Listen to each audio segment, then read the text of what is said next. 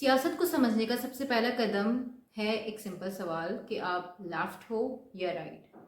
French revolution 1789 جو لوگ منارکی اور چرچ کے ساتھ تھے وہ پارلیمنٹ کے رائٹ سائڈ پہ بیٹھے، اور جو لوگ تبدیلی اور برابری چاہتے تھے وہ لیفٹ سائڈ پہ بیٹھے.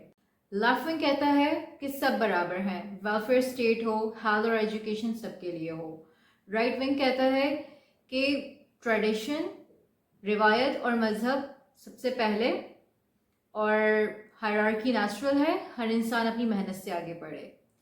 اور لیکن ان دونوں میں بھی ایک تفریق ہے، ریڈیکل اور سینٹرسٹ. ریڈیکل کہتا ہے کہ سسٹم کو جڑ سے بدل دو، اور سینٹرسٹ کہتا ہے کہ کمپرومائز کر کے دھیرے دھیرے چینج آنا چاہیے. لیفٹ اور رائٹ سیاست کا ایک رخ ہے. دوسرا رخ ہے فریڈم یا کنٹرول، یعنی اتھارٹیرین اور لبرٹیرین. اتھارٹیرین سسٹم کہتا ہے کہ لوگوں کو کنٹرول کرو، رول آف لا اسٹرکٹ ہو، فریڈم لمیٹڈ ہو تاکہ آرڈر بنا رہے. چائنا اس کی ایگزامپل ہے کہ اکانومک گروتھ ہے لیکن بولنے کی آزادی نہیں ہے. لبرٹیرین سوچ کہتی ہے کہ اسٹیٹ تمہاری زندگی میں گھسنے کا حق نہیں رکھتی، تم جو چاہے کہو، لکھو، پہنو. امریکہ کا فریڈم آف اسپیچ اور یورپ کا پرسنل رائٹس ماڈل اس کی ایگزامپل ہے. اور دونوں لیفٹ اور رائٹ دونوں میں مل سکتے ہیں. ایک لیفٹ ونگ اتھارٹیرین بھی ہو سکتا ہے جیسے کہ USSR، رائٹ ونگ لبرٹیرین ہو سکتا ہے جیسے امریکہ. سیاست کے سارے راستے ایک اور سوال پر آ کے رکتے ہیں کہ تمہارا نظام مذہب کے گرد گھومے یا اس سے الگ. ریلیجس پالیٹکس کہتی ہے کہ مذہب صرف عبادت نہیں بلکہ نظام زندگی بھی ہے. تمہارا کلچر، قانون، حتیٰ کہ سیاست بھی مذہب طے کرے، جیسے کہ سعودی عربیہ جہاں پورا سسٹم شریعہ پہ مبنی ہے.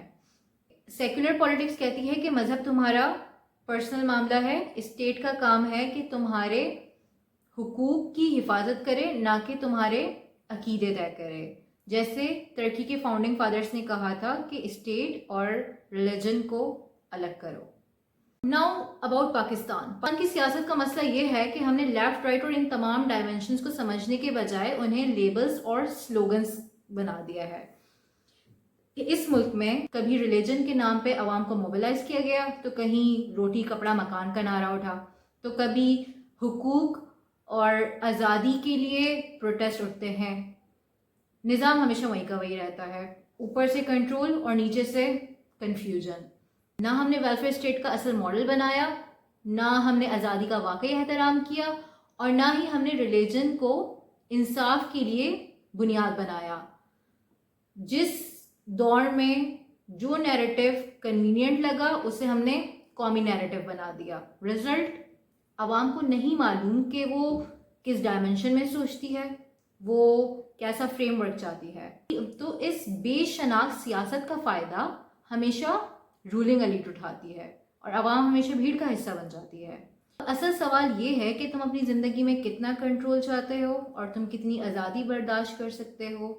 اور یہ بات یاد رکھو کہ آزادی ہمیشہ مہنگی لگتی ہے اور کنٹرول ہمیشہ سستا لگتا ہے، لیکن جو اپنی آزادی دے دیتے ہیں انہیں ہمیشہ اپنی زندگی مہنگی قیمت پہ واپس خریدنی پڑتی ہے.